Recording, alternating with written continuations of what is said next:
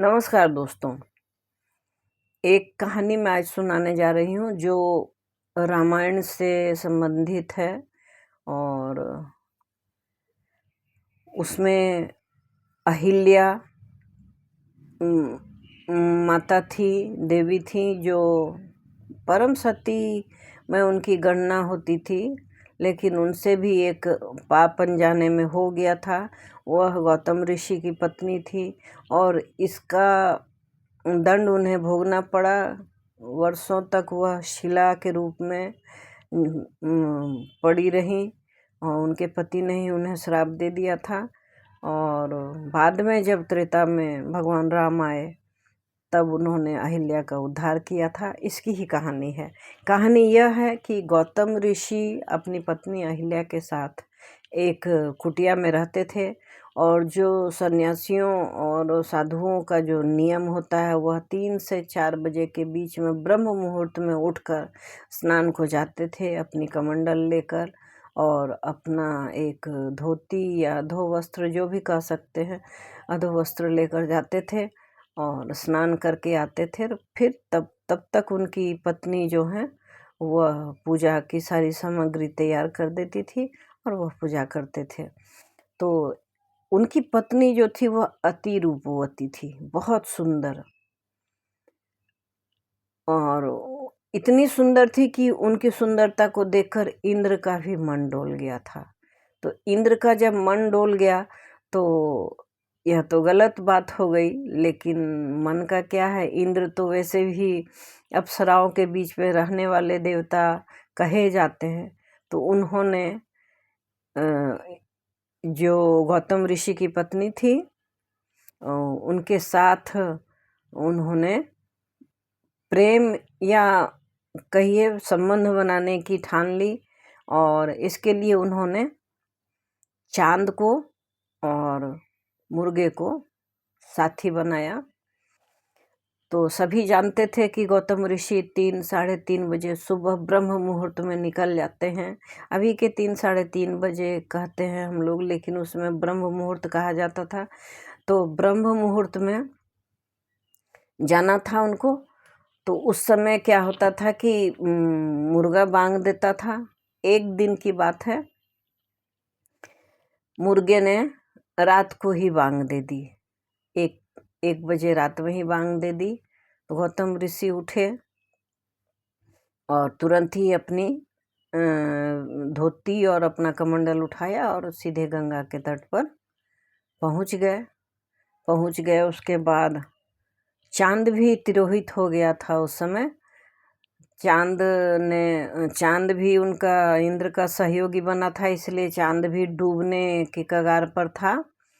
और तब तक इंद्र जो थे वह गौतम ऋषि के वेश में कुटिया में वापस इंद्र के जो थे वह गौतम ऋषि के वेश में आकर कुटिया में आए और उन्होंने कहा, अपने अपने कमंडल और धोती को रख दिया। तो उनकी पत्नी जो थी अहिल्या, उन्होंने कोई शक नहीं किया। उन्होंने कहा कि आज आप स्नान के लिए गए थे तो लौट क्यों आए? उन्होंने कहा कि नहीं, आज मेरा स्नान पर जाने का मन नहीं है, मैं थोड़ी देर बाद जाऊंगा। और वह उनके साथ लेट गए और कहते हैं कि उन्होंने अहिल्या का शील हरण किया। और तब तक वहाँ आकाशवाणी हुई और गौतम ऋषि को एहसास हुआ कि उनके साथ इंद्र ने छल किया है। वहाँ से वह लौटे और उन्होंने जैसे ही कुटिया के दरवाजे को खोलना चाहा तभी इंद्र चुपचाप कुटिया से निकल गए। यह देखकर गौतम ऋषि बहुत क्रुद्ध हुए। उन्होंने इंद्र को श्राप दिया कि आप स्त्री के संपर्क में आने के लिए अपनी मर्यादा आप भूल गए, आपके शरीर में हजारों छेद हो जाएं। और चांद पर अपना जो उनका बाघंबर था, मृगछाल था, उसे फेंक दिया, जिससे चांद पर दाग हो गया। और मुर्गे को श्राप दिया कि जाओ, अभी तक तो तुम सबको सुबह बांग देकर जगाते थे कि सुबह हो गई, अब तुम्हारे बांग का मूल्य खत्म हो जाएगा। तुम किसी भी समय बांग दोगे, इससे लोगों को तुम्हारे बांग का असर नहीं पड़ेगा। कभी तुम सुबह भी दोगे, कभी तुम दिन में भी दोगे, कभी शाम को भी दोगे, इसलिए तुम्हारे इस अलार्म का कोई महत्व नहीं रहेगा। तो तीनों को श्राप मिला। अब घर के अंदर आए तो उन्होंने अपनी पत्नी को देखा तो उनके कपड़े अस्त व्यस्त थे। तो वह बोले कि अरे, अभी तो आप यहीं थे, अभी आप स्नान करके आ गए। तो बोले कि तुम्हें पता भी नहीं चला कि मैं तुम्हारे साथ नहीं हूँ? तो बोले नहीं, मुझे पता नहीं चला। मैंने पूछा भी आपसे कि आप आ गए तो आपने कहा कि हाँ, मेरा आज जाने का मन नहीं है। तो क्रुद्ध तो थे ही। उन्हें कहा कि जब आपके दिमाग में ये बात नहीं आई और आपको जब सोच समझ नहीं रही आपकी, तो जाओ आप शिला बन जाओ। उन्होंने शिला होने का वरदान, उन्हें श्राप दिया और कुटिया से बाहर ही वह खड़ी थी, थर थर काँप रही थी। उन्होंने क्षमा भी मांगी, लेकिन चूँकि गौतम ऋषि ने उन्हें श्राप दे दिया था तो उन्हें तो शिला बनना ही था। तो उन्होंने कहा कि मेरे उद्धार का भी उपाय बता दें। तो उन्होंने कहा कि जब त्रेता में श्री राम आएंगे तो उनके पद के स्पर्श से, पैरों के स्पर्श से आपका यह श्राप टूटेगा।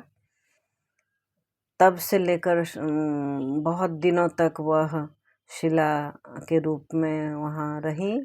और फिर जब विश्वामित्र उन्हें लेकर जंगल आए तो गौतम ऋषि के कुटिया के बाहर जब आए तो उन्होंने देखा कि एक शिला रूपी नारी, एक नारी जो है शिला रूप में परिणत होकर बैठी हुई है। तो उन्होंने पूछा कि यह क्या घटना है? तो उन्हें बताया ऋषियों ने कि भगवान ये आपका ही इंतज़ार कर रही हैं, आप अपने चरणों से उन्हें स्पर्श करें, तब जाकर इनका श्राप खत्म होगा। गौतम ऋषि की यह पत्नी है और अहिल्या नाम है इनका। तब श्री राम ने भगवान गौतम ऋषि और माता अहिल्या को भी प्रणाम किया और अपने चरणों से उनका स्पर्श किया। जब वह खड़ी हो गई तो उन्होंने फिर से उन्हें प्रणाम किया और कहा कि माते, आप पर जो कलंक लगा है वह कलंक धुल गया और आप सतियों में गिनी जाएंगी। तो ये थी कहानी चांद पर दाग की। कहने को तो बहुत सारी कहानियाँ हैं। अब सत्यता का तो दावा आज के समय में विज्ञान नहीं करता है, लेकिन कहानियाँ हैं, धार्मिक कहानियाँ हैं, पौराणिक कहानियाँ हैं, तो हम लोग सुनते हैं और हम लोग दोहराते हैं। आशा है अच्छी लगी होगी कहानी, और अच्छी लगी तो लाइक कर दें, शेयर करें, चैनल में नए हैं तो सब्सक्राइब करें और एक बेल बटन आता है उसे हिट अवश्य करें। Thanks for watching.